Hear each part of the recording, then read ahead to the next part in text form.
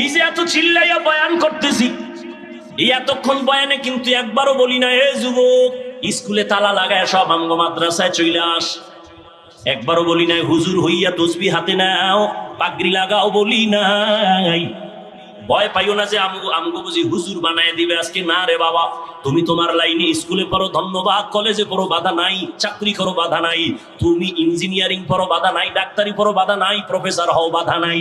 তুমি একজন ডাক্তার হও, অন্তর ভরে দোয়া করে গেলাম, একজন ডাক্তার হও, ইঞ্জিনিয়ার হও, প্রফেসর হও, ব্যবসায়ী হও, একজন তুমি চাকরিজীবী হও। তবে একটা দাবি আমার, ও চাপাইয়ের মুসলমান, বেয়াদব হইও না। কি হইও না? বেয়াদব হইও না। তোমার ব্যবহারে যেন কোনোদিন মা বাবা কষ্ট না পায়, তোমার ব্যবহারে যেন কোনোদিন উলামায়ে কেরাম কষ্ট না পায়, তোমার আচরণে যেন কোনোদিন তোমার শিক্ষকেরা কষ্ট না পায়, তোমার ব্যবহারে কোনোদিন যেন মুরব্বীরা কষ্ট না পায়। কারণ মা বাবার কষ্টের বর্দ একটা আগুন, উলামায়ে কেরামের অন্তরের কষ্ট আর কষ্টের বর্দ একটা আগুনের মতো, শিক্ষকের অন্তরের কষ্ট বর্দ একটা আগুনের মতো। আর এই বর্দা যদি তোর কপালে লেগেই যায়, আল্লাহর জাতের কসম, মরার আগে পঙ্গু হয়ে বিছানায় কাঁদবি, না হয় কোন সময় গাড়ির চাকার তলে মাথা পড়বে, হুঁশ থাকবে না। বেদবি সব জায়গায় চলে না, সাবধান, খুব সাবধান। আল্লাহ হেদায়াত দান করুন।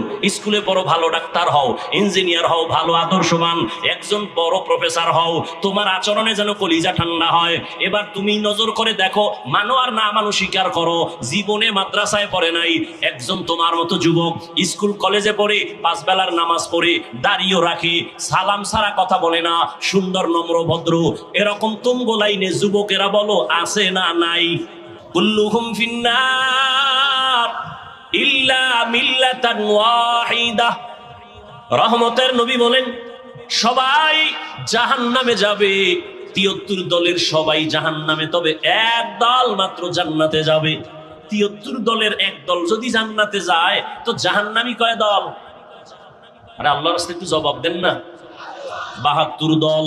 নবীজির কথা, কুল্লুহুম ফিন্নার ইল্লা মিল্লাতান ওয়াহিদা, সব দলের মধ্যে সব জাহান্নামে যাবে, এক দল জান্নাতে যাবে। সাহাবায়ে কেরাম প্রশ্ন করলেন, কিলা মান হিয়া ইয়া রাসূলুল্লাহ, ও নবী যেই দলটা জান্নাতে যাবে ওই দলের পরিচয়টা কি? ক্বালা মা আনা আলাইহি ওয়া আসহাবি। এবার একটু খেয়াল করেন, আপনারা বুদ্ধিমান এই জন্য বারবার কথা রিপিট করতেছি, একটু খেয়াল করেন।